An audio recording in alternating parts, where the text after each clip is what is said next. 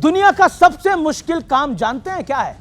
बच्चों को सही राह दिखाना, उनके साथ दिल खोलकर बात करना, संवाद करना, उनके मन की उधेड़ बुन को सुलझाना और उन्हें सहज कर उनके मन के सारे सवालों को बाहर निकालना। यह चुनौती इसलिए बड़ी है क्योंकि बच्चों के मन में अनगिनत सवाल होते हैं। वो अपने इर्द गिर्द अधिकतर चीजें पहली बार होते हुए देखते हैं, लेकिन उन्हें या तो सवाल पूछने में संकोच होता है या फिर उन्हें पता नहीं होता कि मन की बातों को कैसे बाहर निकाला जाए। बच्चों के मन के इस पशोपेश में कई गुना इजाफा परीक्षा के वक्त हो जाता है, यानी एग्जाम्स के वक्त हो जाता है। उनकी खुद से एक्सपेक्टेशंस, परिवार की एक्सपेक्टेशंस और हमारी सोसाइटी में तो परिवार से ज्यादा बच्चों पर पड़ोसियों की, रिश्तेदारों के एक्सपेक्टेशंस का बोझ होता है। आप समझ ही गए होंगे मैं ये बात क्यों कह रहा हूं।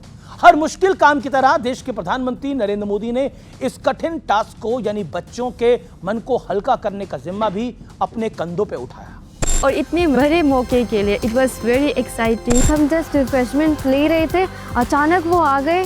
जस्ट हम एक सरप्राइज हो गया कि वाह ये आ गए। सारी दुनिया तेरे पीछे मुश्किलों से लड़ता चल, बढ़ता चल। मेरे ये बहुत ज़्यादा बड़ी और गर्व की बात है कि मैं उनसे मिली। नमस्कार व्यूअर्स, मैं हूं अमीश देवगन। सत्य और तथ्य में मैं आज बात करूंगा मन के सच्चे बच्चों की। बच्चों की सहज करने की सबसे सरल कला यह है, बच्चों के साथ बच्चों की तरह, यानी बिना किसी पद वाले बैगेज के कम्युनिकेट किया जाए, संवाद किया जाए। और प्रधानमंत्री मोदी ने भी यही किया। उन्होंने एक एक बच्चे का स्वागत उनके राज्य की भाषा के हिसाब से किया। नमस्ते बेटा, वनकम, अच्छी अकाल, हेलो अच्छी, हेलो रची साहब। एक छोटी बच्ची ने प्रधानमंत्री मोदी के लिए गाना गाया तो पीएम मोदी ने भी सारे बच्चों को खुलकर बात करने के लिए मोटिवेट किया। स्कूल जैसा मत कीजिए, इसके यहाँ स्कूल नहीं है, आइए।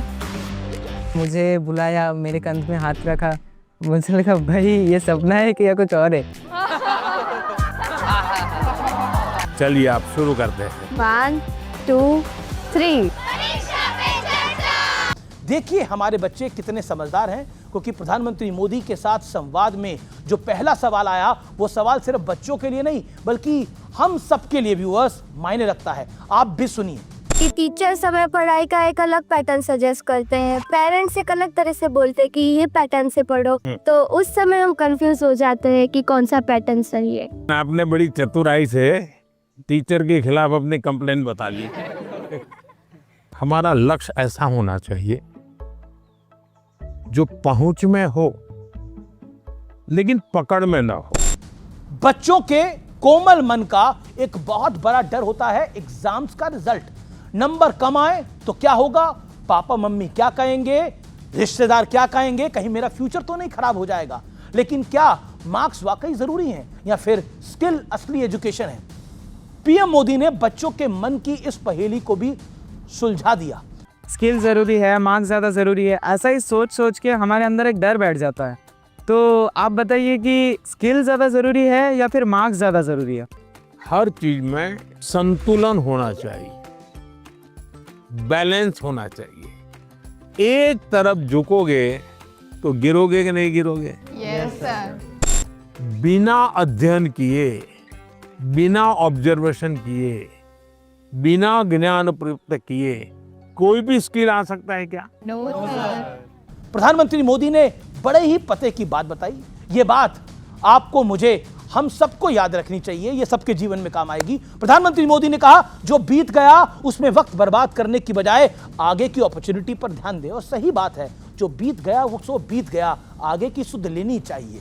क्योंकि पुरानी लकीर पीटते रहने से, पुरानी हार पर रोते रहने से कुछ नहीं मिलता। ये राजनीति में भी वैसे लागू होती है। हमारे देश के कई नेता जो हैं वो 2 साल पुरानी हार कोई रो रहे हैं अभी तक। उल्टे आगे जो मिल सकता है हम उस मौके को भी गवा देते हैं, और ये सत्य और तथ्य।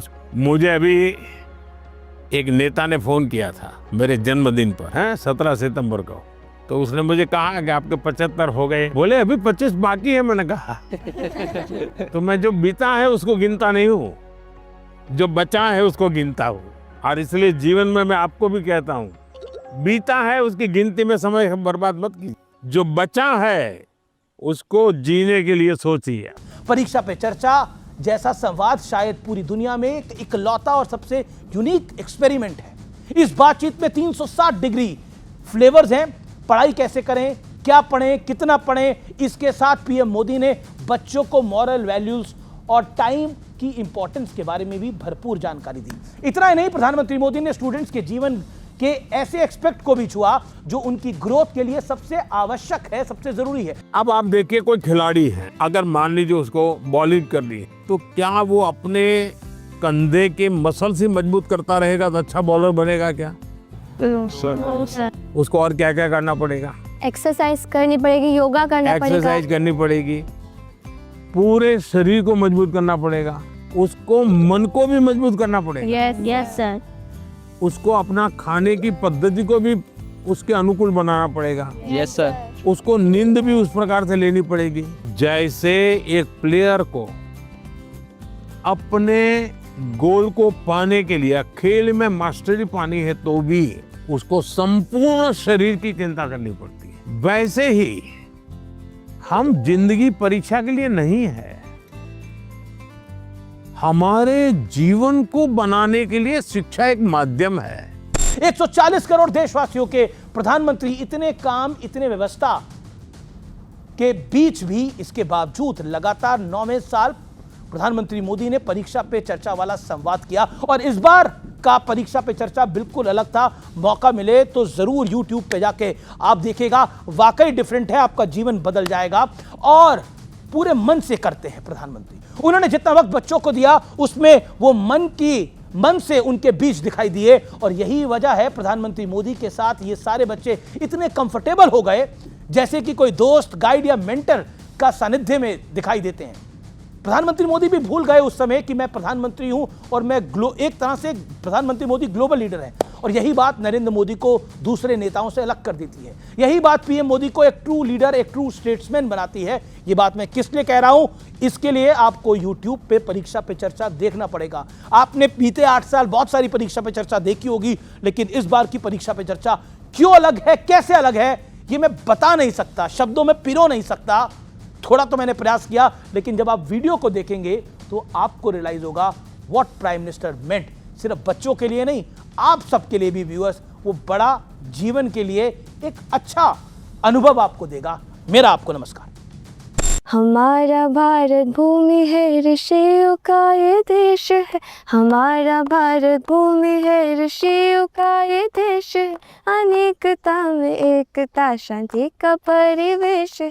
अनेकता में एकता, शांति का परिवेश है। देवी देवता को प्रिय वासियों, मानवता मौला एक उठानियो। शाबाश, बहुत सुंदर, बहुत सुंदर।